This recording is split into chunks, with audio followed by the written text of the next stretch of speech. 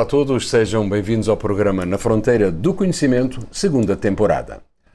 Você acredita se eu disser que num futuro não muito distante, os seus óculos podem ter a capacidade de medir níveis de glicose, álcool ou vitaminas presentes no seu sangue e que essas medidas poderão ser lidas em tempo real no seu computador ou celular?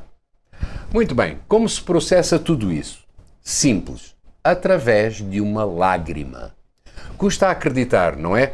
Pois isso já está sendo desenvolvido na Universidade da Califórnia, San Diego, Estados Unidos, um projeto que contou com a participação da pesquisadora do Instituto de Física de São Carlos, da USP, Laís Brazaca, que hoje é a nossa convidada para nos explicar esse impressionante trabalho.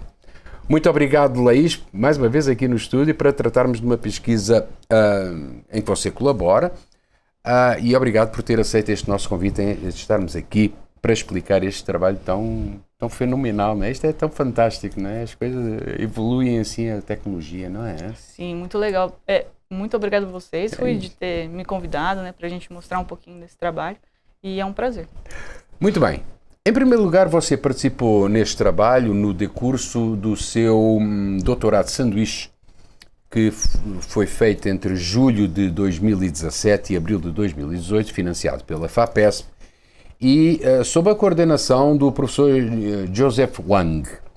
Uma linha de pesquisa que é totalmente diferente daquela que você vinha seguindo aqui no Instituto de Física de São Carlos, no grupo de nanomedicina e nanotoxicologia, aqui coordenado pelo professor Valtencillo Zuccoloto. Primeiro que tudo, antes de entrarmos propriamente na pesquisa que você ajudou a desenvolver, como é que foi isso? O que é que levou você a mudar de rumo assim tão de repente? Bom, Rui, então, essas duas linhas de pesquisa em que eu trabalhava, elas podem parecer muito distintas, mas na verdade elas se complementam. Então, durante meu mestrado, durante meu doutorado, né, que eu passei no grupo do professor Valtencillo Zuccoloto, eu trabalhava desenvolvendo sensores para diagnóstico médico. Então, para doenças de grande relevância, como, por exemplo, mal de Alzheimer, alguns tipos de câncer, e o diagnóstico preditivo de diabetes, por exemplo. Esses sensores, a estratégia que eu usava para desenvolver eles fazia com que eles necessitassem de mais ou menos uma gota grande de amostra e alguns mililitros de solução para a gente conseguir realizar a medida. E aí, quando eu fui para o laboratório do professor Wang, eu comecei a trabalhar com microfabricação. E o que é isso? Então, é construir microdispositivos que sejam capazes de manipular volumes muito pequenos, então da ordem de picolitros. O que é um picolitro? É mais ou menos 1 milhão de vezes menos do que eu precisava usar nas amostras anteriormente, né? Entendi. Então, esses dispositivos, eles podem parecer muito distantes dos sensores, mas o que a gente faz é integrar os dois.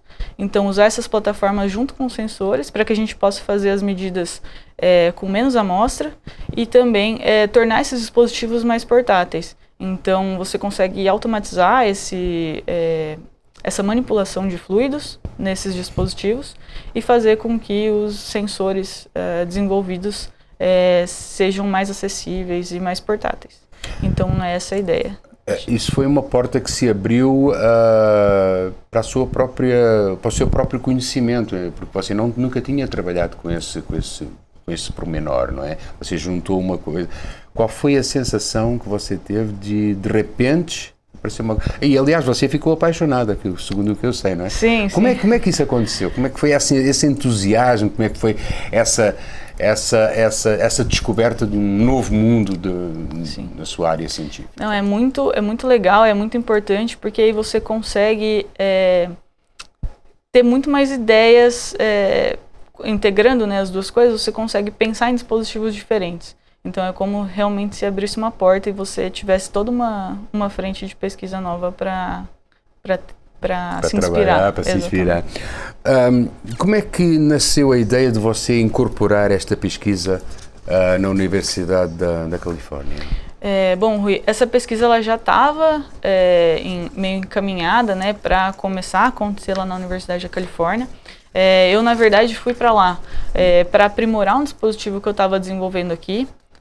que é um dispositivo baseado em papel para o diagnóstico do mal de Alzheimer. Então, fui para lá para melhorar esses dispositivos, exatamente com as técnicas de microfabricação deles.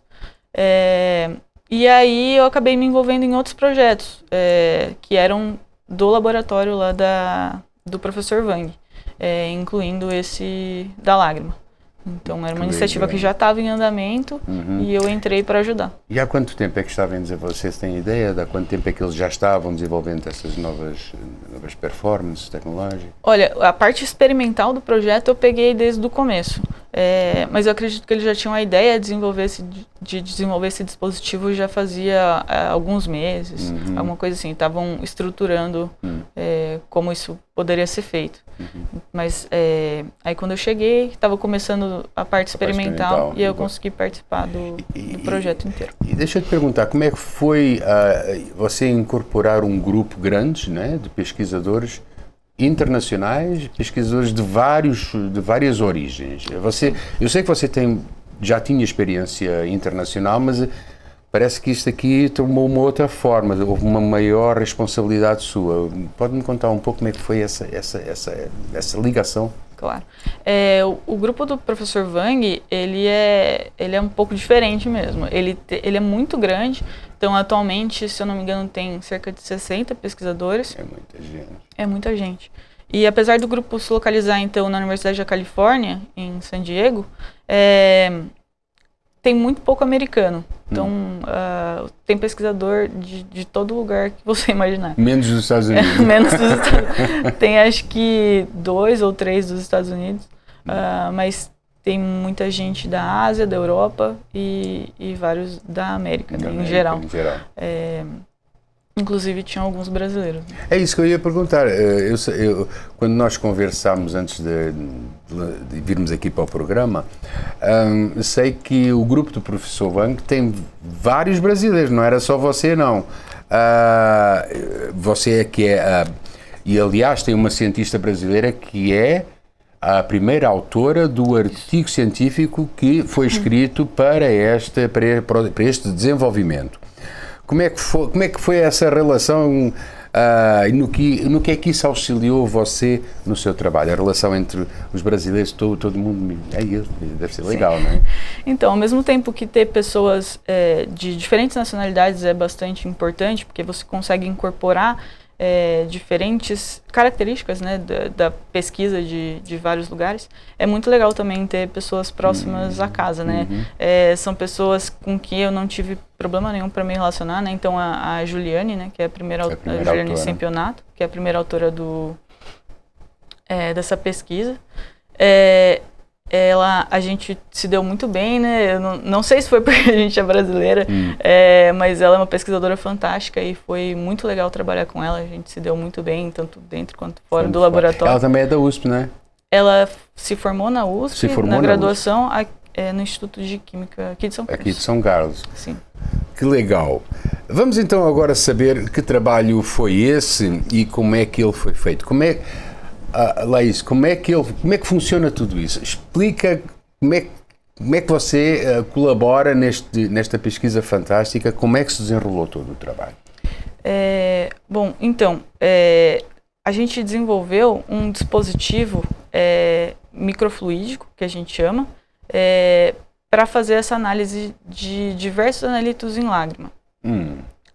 A plataforma que a gente desenvolveu, ela pode ser ampliada para diversos outros analitos. Mas a gente mostrou o funcionamento dela para 3, principalmente, que são a glicose, o álcool e... O álcool no sangue e as vitaminas. 3 tipos de vitaminas. 3 tipos de vitaminas, você lembra? Nossa, Rui, eu não vou lembrar. Não vai lembrar, mas... Eu acho que tem a B3, mas eu não vou lembrar todas, não. Certo. Mas está tudo bem descrito ali no artigo. No artigo. Então, para medir todos eles, a gente usou a lágrima. Mas, como a lágrima ela entra numa forma de equilíbrio com o sangue, alguns dos analitos, né, eles têm a mesma concentração, não a mesma concentração, mas uma concentração proporcional na lágrima ao que se apresenta no sangue. Então, a gente consegue usar esse fluido mais simples, que não tem então tantas proteínas, que não vai dificultar tanto essa determinação desses dispositivos, para fazer essa análise. Entendi. Então é isso. Também é um fluido de muito fácil coleta, claro. que a própria pessoa, né, pode fazer, não tem problema nenhum. E foi por isso que surgiu a ideia de desenvolver esse dispositivo. Portanto, é um dispositivo que está instalado nos óculos. Isso. E você provoca a lágrima, não é? Você passa uma espécie de um batonzinho que faz a reação, faz a lágrima cair. Eu proponho que a Laís nos mostre a foto feita lá na Universidade da Califórnia, em que nos mostra exatamente, temos aqui a imagem. Laís, explica-me essa imagem, por favor. Bom, então aí a gente tem o nosso dispositivo, né, integrado ali ao óculos, no pad do óculos. Na parte da esquerda, a gente consegue ver uma plaquinha, né, de circuito que vai então transmitir em tempo real as informações que são capturadas por esse sensor para um computador ou para o celular, por exemplo. E esse dispositivo que está aí no pad do óculos é o nosso sensor. Então esse caninho que está saindo para fora, ele é como se fosse um canal para coletar as lágrimas. Então ele é posicionado exatamente onde, em geral, né, na maioria das pessoas, a lágrima vai rolar e vai passar pela pontinha dele. Quando a lágrima passar, ela vai entrar e vai molhar esses... Aquele azulzinho, não é? Aquele azulzinho que você vê ali, o que é? Aquele azulzinho é um isolante. Ali perto deles, essas 3 trilhas, 2 pretas e uma prata, eles são os eletrodos. Entendi. Então, esses eletrodos eles estão numa câmara que vai ser preenchida com essa lágrima. E aí, quando a câmara é preenchida, a medida começa a ser realizada. Então, aquele dispositivozinho que está na haste é o que faz o contacto para você ter a leitura do resultado, digamos assim, do contacto da lágrima, é Exatamente. Isso? Muito bem. Como é que surge esta ideia do óculos? E da lágrima? Porquê?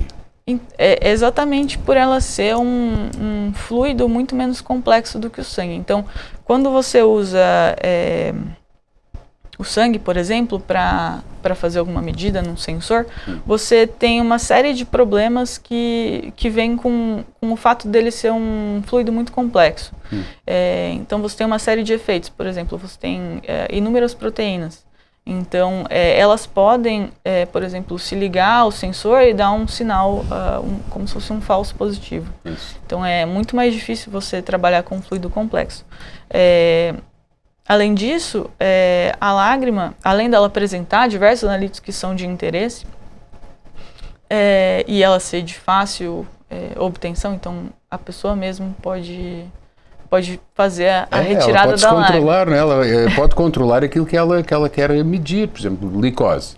Sim, né? Sim. No nosso sensor, a gente então conseguia medir glicose, álcool e vitaminas. Mas aí você vai escolher o que você quer medir e colocar ali no apoio, né, do óculos o sensor que está relacionado a essa medida. Então você tem um sensor para medir glicose, um para medir álcool e um para medir vitamina. E aí você pode escolher, colocar, você mesmo provocar a lágrima e ver os resultados no seu computador ou no seu celular. Isso é muito legal. E você disse que são 3 exemplos, não é? Glicose, Sim. o açúcar, o álcool no sangue e as vitaminas. Imaginemos que outros componentes podem ser detectados, por exemplo. Olha, tem muitos componentes de interesse na lágrima. Tem vários trabalhos, né, que fazem essa detecção, mas eu não vou lembrar nenhum de cara para te falar, mas tem muita coisa. Olha, vamos então agora assistir a um pequeno vídeo feito pela Universidade da Califórnia sobre esta pesquisa. Eu gostaria que você comentasse o passo a passo do que vai ser mostrado neste filme. Vamos lá. Bom, então, a Juliane ela vai estar usando, né, essa é a primeira autora do nosso artigo, ela está usando o nosso dispositivo e ela está mostrando, né, está fazendo o bafômetro, mostrando então que ela não bebeu nada. Uhum. Então, ela está estimulando agora a lágrima, ela passou um bastão de mentol e estimulando a lágrima, a gente vai ver que quando ela for capturada pelo sensor, ali no computador do fundo, a gente consegue ver que ele vai gerar um sinal. Então, antes a gente tinha uma linha base, que é aquela linha azul, lá bem em cima, né, da tela. E aí, quando a lágrima foi capturada, a gente vê que esse sinal teve uma grande caída ali. E aí, agora ele vai estabilizar para um valor. E a diferença, então, entre esse valor em que ele estabilizou e a linha base vai dar a concentração do analito que a gente está procurando. Depois que a corrente estabilizou, ela seca o sensor e a gente vai ver que, pelo sensor estar seco, o sinal ele vai voltar ali para a linha base, que é essa linha azul bem em cima ali do software. Então a gente consegue ver que a diferença entre a linha base e o sinal estabilizado foi de 0,4 microampere. Uhum. Então ela agora está ingerindo álcool, né? Ingerindo bebida vinho. alcoólica. 30 minutos depois fez aí o teste do bafômetro. E vale a pena dizer que este vídeo está com a linha de tempo acelerada, exatamente para podermos ver mais rapidamente toda a reação. Exatamente. Ela estimula a lágrima agora, não é? Isso. Está estimulando a lágrima novamente, agora depois de ter bebido.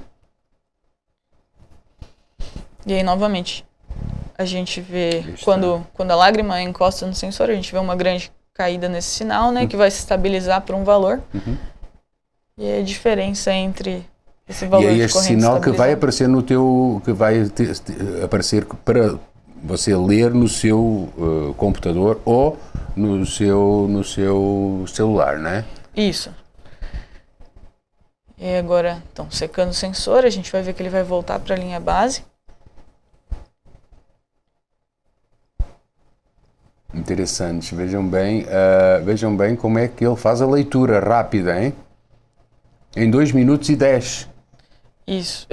2 minutos e 10 é o tempo de secar. É tempo de secar, isso. A medida inteira dura menos de 10 minutos.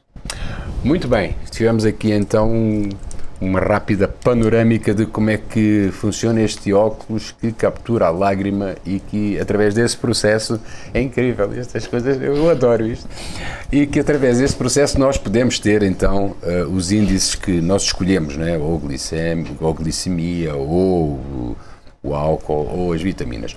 O grupo de pesquisa com o qual você trabalhou deixou esse trabalho praticamente aberto. Não fecharam o trabalho, deixaram o trabalho aberto para que outros pesquisadores possam continuar o mesmo, abrindo assim outras frentes de trabalho. Laís, eu sei que você vai me dizer assim, não sei ao certo, mas é assim, eu vou perguntar que frentes é que podem ser essas, ou seja, o que é que se pode esperar no futuro com este trabalho? Então, Rui, eu acredito que principalmente ampliar a quantidade de analitos que esse dispositivo pode detectar. Então, identificar outros analitos de interesse na lágrima e ampliar a quantidade de substâncias que ele vai identificar. Talvez juntar a identificação de diversas substâncias num único dispositivo. Essa é outra frente legal, interessante. Né?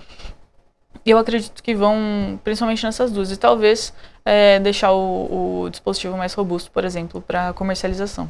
Entendi. Que não se pensa ainda em comercialização, segundo o que eu sei, eles ainda estão muito céticos em relação a isso, né? Inicialmente ainda não conversamos sobre a comercialização, mas é uma coisa que pode acontecer no futuro. Você pretende voltar para a Califórnia para continuar esse trabalho? É um ótimo laboratório, né? E quem sabe eu volto para lá para continuar. Eu estou fazendo, estou colocando este desafio, estou espicaçando você, porque você passou do Instituto de Física de São Carlos, da USP, para o Instituto de Química de São Carlos também, sob a orientação do professor Emanuel Carrilho. Qual vai ser a sua linha de pesquisa e como é que vai ser o seu futuro? Bom, então agora eu estou trabalhando exatamente na junção ainda, né, de biosensores com microfabricação. A gente está usando uma técnica que é chamada de C4D para estudar o desenvolvimento, para estudar o potencial dessa técnica para o desenvolvimento de biosensores. E aí o interessante é que essa plataforma ela pode gerar dispositivos de custo mais baixo e que sejam extremamente simples para fazer a medida. Então a gente está tentando criar aí uma nova estratégia, né, para os biosensores. Tem alguns alunos que trabalharam com ele anteriormente, como o Wendel e o Renato, eles já mostraram o potencial disso. E aí a minha ideia é aperfeiçoar o que eles já começaram. Muito bem, aquilo que nós vimos no vídeo, lembram daquele dispositivozinho azulzinho que aparecia no óculos? Vamos ver ele agora ao vivo e a cores, comentado pela Laís, que vai nos explicar então o processo. Eu peço à nossa produção então que aí está, este é o dispositivo. Exatamente. Então vamos lá ver. Bom, então aqui esse dispositivo ele está colocado no apoio do óculos, né? Essa parte de trás que é meio transparente é o apoio. E aí aqui a gente vai ter, tá dando para ver, né? Meio brilhante aqui é a membrana, né? Que compõe o dispositivo. Essa primeira parte é o caninho por onde a lágrima vai ser coletada. Então a lágrima vai cair nessa direção, certo. Ela vai passar por aqui e ela vai ser coletada por esse caninho. Ela vai então seguir esse caminho e vai preencher essa câmara, que é um pouco maior, né? E essa câmara ela contém esse eletrodo, são 3 eletrodos na verdade, né? E quando a lágrima encostar neles, a gente vai ver aquela caída de sinal no nosso computador. E em seguida, depois dela preencher preencher essa câmara e ser feita a medida, ela vai sair, né, por esse papel, ela vai sendo puxada dessa câmara para que esse dispositivo possa ser usado novamente. Então a gente consegue fazer o monitoramento com um único dispositivo de glicose, de álcool, pelo dia inteiro. Entendi. Então, você não precisa... Aquele papel vai absorvendo, né? Absorve a lágrima. E aqueles 3, eu peço à produção para mais uma vez, muito obrigado. É esses 3 coisinhos, isso aí? Eles são as conexões que a gente faz entre os eletrodos e o aparelho. Então, aquela plaquinha verde que estava no óculos, isso. No óculos. Então, vai fazer o contacto com aqueles 3 conectores, é isso? Exatamente. Daqui desses 3 saem fios que vão se conectar àquela plaquinha para transmitir o sinal. Que faz a transmissão do sinal. Exatamente. Muito bem. Laís, bem, espero que os espectadores tenham ficado tão impressionados quanto eu sobre esta pesquisa na qual a Laís participou e deu o seu melhor, juntamente com os colegas da Universidade de Califórnia, San Diego. Basta-me aqui agradecer à Laís o facto de ter aceito o nosso convite para estar aqui, para ter explicado tão bem esta nova pesquisa. Muito obrigado, Laís. Que é isso, Rui. Muito obrigada de novo pelo convite, pela oportunidade. Foi um prazer. Até à próxima, a gente vai se encontrar mais vezes. Muito obrigado, Laís. Até. Muito bem, o programa de hoje fica por aqui, restando agradecer à pesquisadora Laís Brazaca por sua presença nos nossos estúdios e pelo extraordinário trabalho que trouxe até nós para conhecimento público. Brás José Muniz, Anderson Muniz e Marcelo Firmino constituíram a equipe de produção que levou até você este programa. Próxima semana estaremos de volta com mais um tema. De São Carlos, Rui Sintra. Tchau.